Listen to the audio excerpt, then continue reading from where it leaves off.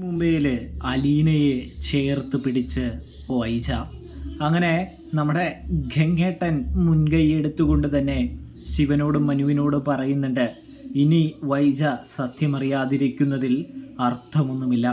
സത്യം പറഞ്ഞില്ലെങ്കിൽ അത് വലിയ പ്രശ്നമാകുമെന്ന് നമ്മുടെ ഗംഗേട്ടൻ പറയുന്നുണ്ട്. അതുകൊണ്ട് തന്നെ സത്യം വൈജയെ അറിയിക്കാനായിട്ട് ഞാൻ പോവുകയാണ്.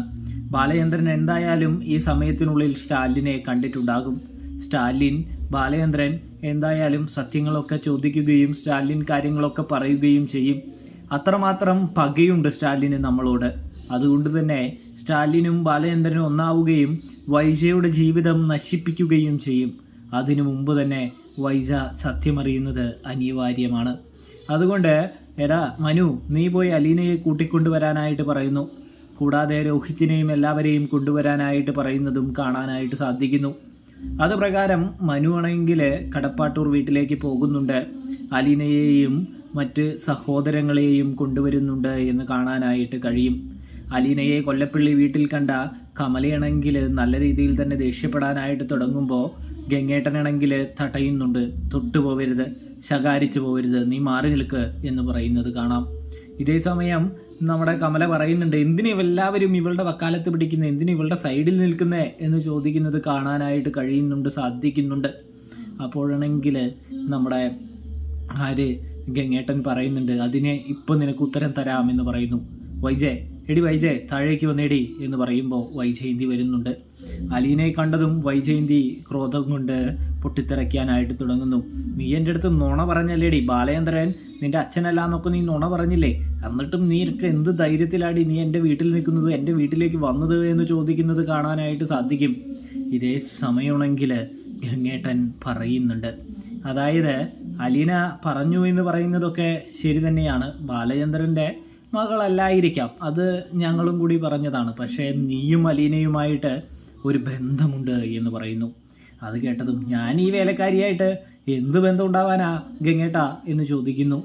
അതെ, നീ ഇവളെ വേലക്കാരി എന്നൊക്കെ വിളിക്കാനായിട്ട് വരട്ടെ, അതിനു മുമ്പൊരു കാര്യമുണ്ട് എന്ന് പറയുന്നു. നീയും പണ്ട് എൻ്റെ കൂടെ ഉണ്ടായിരുന്ന ക്യാമ്പിലുണ്ടായിരുന്നപ്പോൾ ആ സ്റ്റാലിനുമായിട്ട് അടുപ്പത്തിലായിരുന്നില്ലേ? ആ സ്റ്റാലിനും നീയും തമ്മിൽ ഉണ്ടായ ബന്ധത്തിൽ ഒരു കുഞ്ഞ് ജനിച്ചിരുന്നില്ലേ? ആ കുഞ്ഞ് മരിച്ചുപോയെന്നല്ലേ നീ കരുതിയത്? സത്യം പറഞ്ഞാൽ ആ കുഞ്ഞ് ഇതുവരെയും മരിച്ചിട്ടില്ല. ആ കുഞ്ഞാണ് ഈ നിൽക്കുന്നത് എന്ന് പറയുന്നു. അതുകൊണ്ടാണ് ബാലചന്ദ്രൻ നിന്നെ വേട്ടയാടാനായിട്ട് പോകുന്നത്. നീയും ബാലചന്ദ്രനും രണ്ടാകുമെന്ന് ഞാൻ പറഞ്ഞത് ഇതുകൊണ്ടാണ് എന്ന് പറയുമ്പോൾ സഹോദരങ്ങളെല്ലാം സത്യം തിരിച്ചറിയുന്നു. വൈജ ഞെട്ടിക്കുന്നുണ്ട്, ഞെട്ടിത്തരിക്കുന്നുണ്ട്. ഗംഗേട്ടൻ എന്തൊക്കെയാ ഈ പറയുന്നേ? ഇത് എൻ്റെ മോളാണെന്നോ? ഇല്ല, ഇവള് നുണ പറയാ, അടുത്തടവ് ഇവിടെ പിടിച്ചു വെക്കാൻ വേണ്ടി, എൻ്റെ മനസ്സിൽ കയറാൻ വേണ്ടി അടുത്തടവ് പറയാണ് എന്ന് പറയുമ്പോൾ സത്യങ്ങളൊക്കെ നിരത്തി ഗംഗേട്ടൻ വൈജയന്തിയെ തന്ത്രപരമായി പൂട്ടുന്ന കാഴ്ച, വൈജയന്തിയെ തകർക്കുന്ന കാഴ്ച, വൈജയന്തിയുടെ അഹങ്കാരത്തെ തച്ചുടയ്ക്കുന്ന ഒരു കാഴ്ച നമുക്ക് അധികം വൈകാതെ തന്നെ കാണാനായിട്ട് കഴിയും. പ്രേക്ഷകരെ, പ്രിയ കൂട്ടുകാരെ, ഇതേ സമയം അലീനയെ ആക്സെപ്റ്റ് ചെയ്യാതെ നമ്മുടെ വൈജയ്ക്ക് വേറൊരു വഴിയില്ലാതെ ആകുന്നുണ്ട്. അലീനയെ ചേർത്ത് പിടിക്കാനായിട്ട് വൈജ ഒരുങ്ങുകയാണ്. ബബിതയും രോഹിത്തും വളരെയധികം സന്തോഷിക്കുന്നുണ്ട്.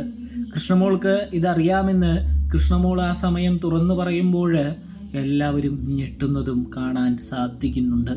അപ്പോൾ റിവ്യൂ ഇഷ്ടപ്പെട്ടാൽ ചാനൽ മറക്കാതെ സബ്സ്ക്രൈബ് ചെയ്യണേ കൂട്ടുകാരെ.